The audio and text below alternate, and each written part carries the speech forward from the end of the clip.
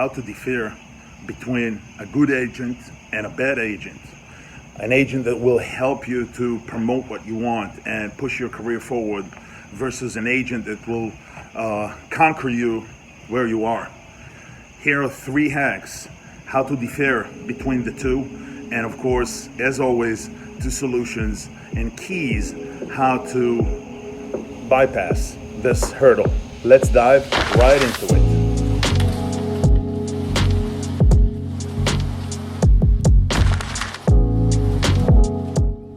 Hi guys, Coach Rangi with Around the Rim here. How is it going? So we're talking about differing between a good agent and a bad agent, and you're wondering where am I and what am I doing here? So I am on my way to Memphis from Atlanta. Stopped by in Birmingham, had a great day, and some success gurus say always surround yourself with smarter people, more successful, see what you can learn from them. I am at Elvis' birthplace, Tupelo, Mississippi. That's where I am, and that's where we're going to shoot this video about how to differ a good agent from a bad one.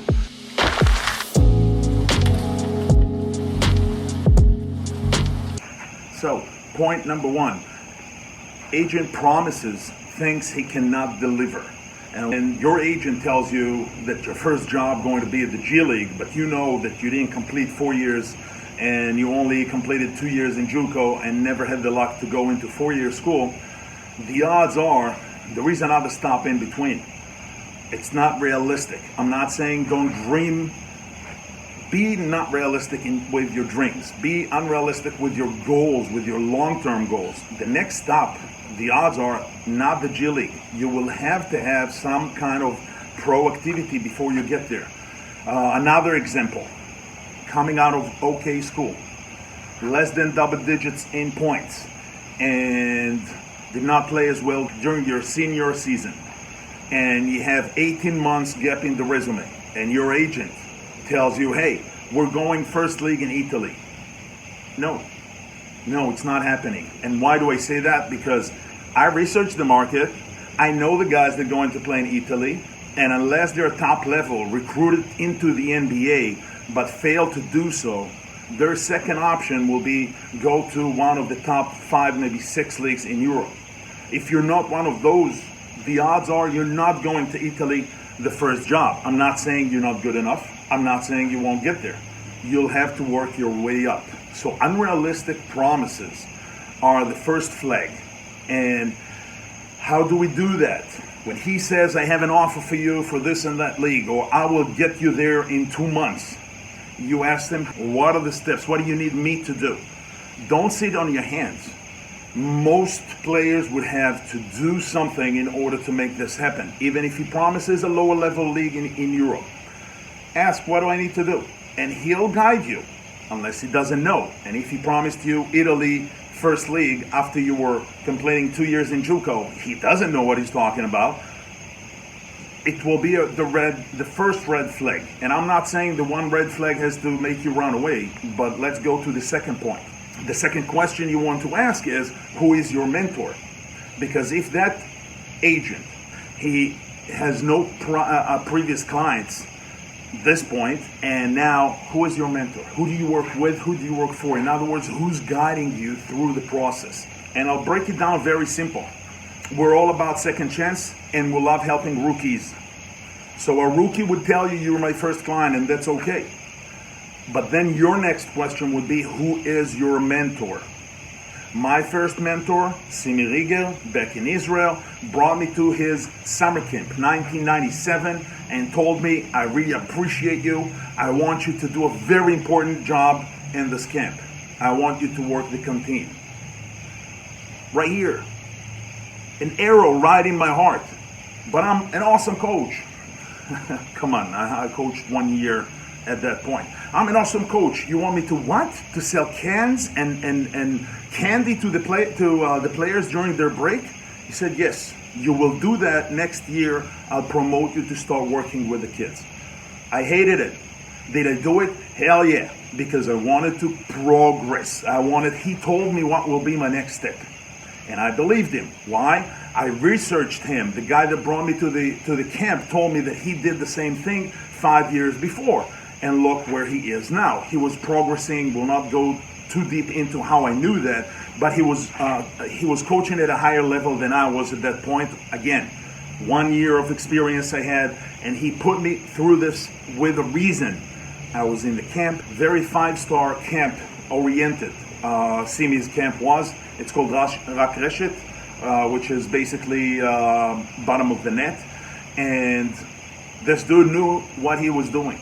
He told me what to do, and I've done it. And every year I worked. Higher age, higher talent. He treated me better monetary-wise, and he also introduced me to more coaches. So by sticking to the progress, because I believed in him, I saw evidence that I should believe in him and take his word because he knows what he's doing.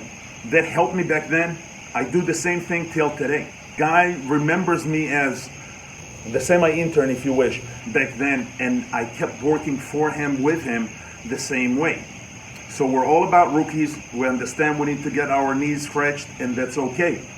Now, I met the other day an agent that asking me, so what is the next step? What do you think the next step is? What do you think? I'm the head coach. Who do I go to? I decide by myself. I have a contract in my pocket.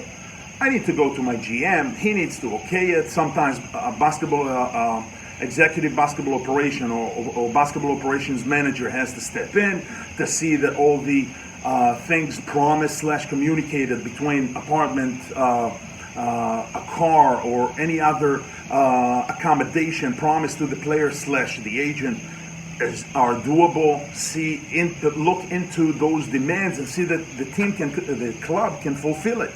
So there is a process to it, and it's pretty similar everywhere.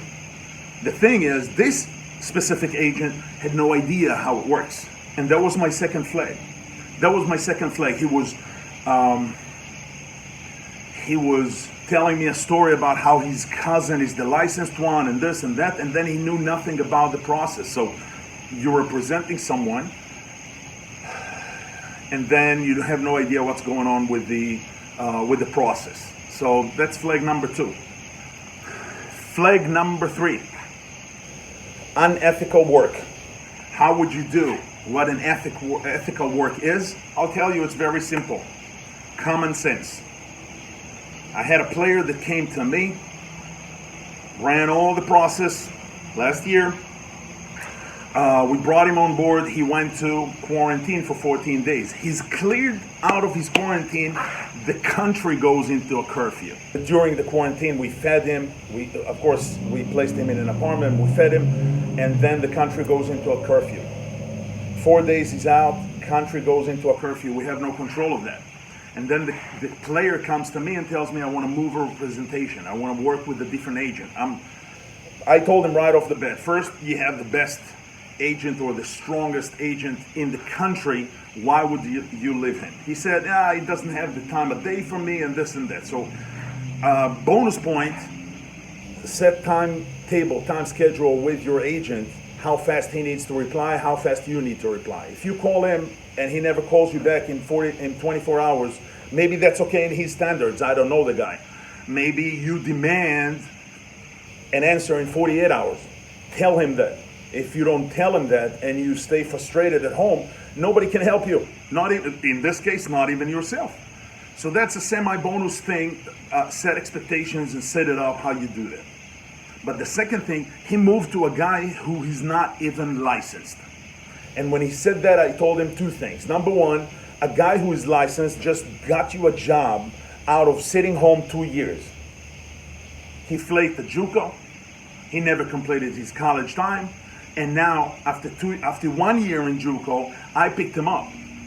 So, my friends told me, you're doing him a favor, and the odds are he will not return a favor on this. He will not stick to you. He will not play for you. I had my naysayers on my organization, and I said, it's fine. I have it out of control. And I was wrong. 2-3 days into the curfew, his saying not only he fired his agent and he moved into the alleged agent that is not even licensed, he wants to go back. I told him, listen, you want to do that, that's from here, it's you and the management. I'm not stepping in. I brought you here to play for us. I'm ready. You're ready. The country is not ready. They want us another 14 days or so. Maybe they'll cut us a slack and we'll start practicing before. But this is not on me. This is on you. It's your choice. Talk to the management. The management said, once you leave the country, breach of contract. And we're very unhappy with that because we put money into you. We gave you the apartment, we gave you the food, we fed you during 2 weeks, which was in the agreement. But the agreement was that you're staying to play. You want to leave, we will not ask you back. We'll terminate the contract. And he argued with that. And his father called and yelled at me, and then yells at the GM. I can't even stress enough how wrong it is. First, to get the father in instead of the agent, but this is the agent's job. Second, if that was a licensed agent, never would ask the kid to leave the country. He would tell him stay. Kid, he's 21, 22.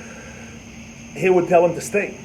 So now you're doing so many things wrong. Let's focus again on the agent. You left a licensed agent that just got you the job, going to an unlicensed guy. Now the team was kind enough to communicate with the unlicensed agent and with the father and pay some money for the kid to leave, and bought him the ticket back and all this crazy stuff, which was beyond me. And I said, I'm out of it. I'm not even stepping in, because I think it's just misunderstanding from the kid's side how he should act professionally. Flaking on the team is not the smart thing to do. It's not the smart thing to do. And here is how we said 2 bonuses points. Here is how we do that. Very simple. Number 1, agent wants to sign you. Great. Ask to sit and set long-term goals, 3 years, 5 years, whatever it is. And how do we break it down into the next year and into 2 years? Why am I saying that? 5-year goals, you know that my goal 2025, Champions League. You know that. I'm sharing this, I'm saying this, every decision I make is based on that. That's number 1. So I have that. Now, what is the next step? I'm signed for the upcoming season. What will be the season after that? Something that will get me closer. If you want to say, hey, I want to play in Europe in a top league, that's beautiful. Find a place that will get you there. Number 2, we said a young agent. Or we said an agent that left and came back to the industry, which is kind of rare, but it happens too. It's very simple, very simple. Ask for reference.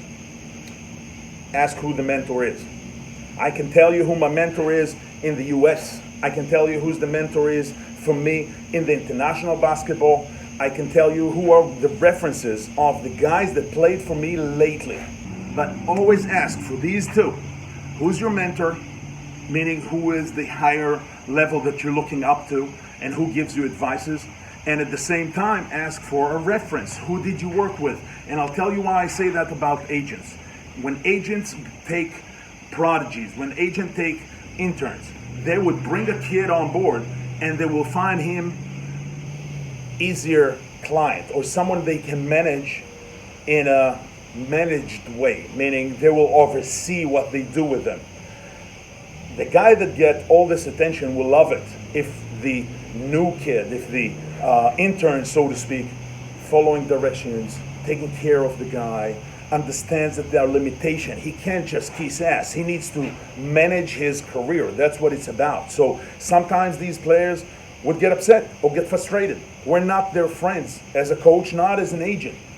But we have to have very basic, to the core interest in them, to them. So these were our 3 points, how to differ between a good agent and a bad agent.